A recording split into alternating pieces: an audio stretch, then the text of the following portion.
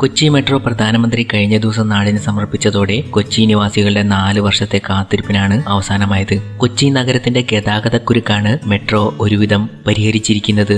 അതേസമയം ചീനവലയും മറൈൻ ഡ്രൈവും ഒക്കെയായിരുന്നു ഇത്ര കാലവും കൊച്ചിയുടെ അടയാളമെങ്കിൽ നഗരത്തെ ദൃശ്യപരമായി പ്രതിനിധീകരിക്കേണ്ടി വരുന്ന ഇടങ്ങളിലെല്ലാം ഇനി മെട്രോയും സ്ഥാനം പിടിക്കും. മലയാള സിനിമയുടെ ഇന്നത്തെ പ്രധാന ലൊക്കേഷനിലൊന്നാണ് കൊച്ചി.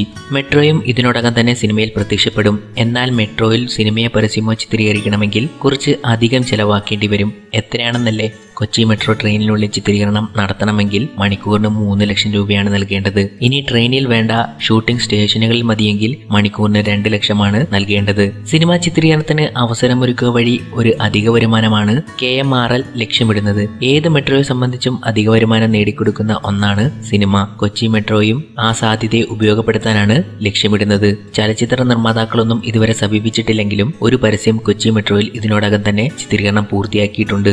ഈസ്റ്റേൺ ഗ്രൂപ്പിന്റെ തേയില ബ്രാൻഡായ ഈസ്റ്റ് ടീയുടെ പരസ്യമാണ് ഇതിനകം കൊച്ചി മെട്രോയിൽ ചിത്രീകരിച്ചു കഴിഞ്ഞത്. മണിക്കൂറിന് 3 ലക്ഷം മുടക്കി മെട്രോയിൽ നടത്താവുന്ന ചിത്രീകരണത്തോട് സിനിമാ മേഖലയുടെ പ്രതികരണം ഇതുവരെ ഒന്നും ഉണ്ടായിട്ടില്ല. ഷൂട്ടിംഗ് ആരംഭിച്ചിട്ടില്ലെങ്കിലും ഒരു സിനിമ മെട്രോയിൽ ചിത്രീകരണം ഉറപ്പിച്ചിട്ടുണ്ട്. ദി മെട്രോ വുമൺ എന്ന ടാഗ് ലൈനുള്ള അറബിക്കടലിന്റെ റാണി എന്ന ചിത്രത്തിലാണ് മെട്രോയിൽ നിന്നുള്ള ദൃശ്യങ്ങൾ ഉണ്ടാവുക.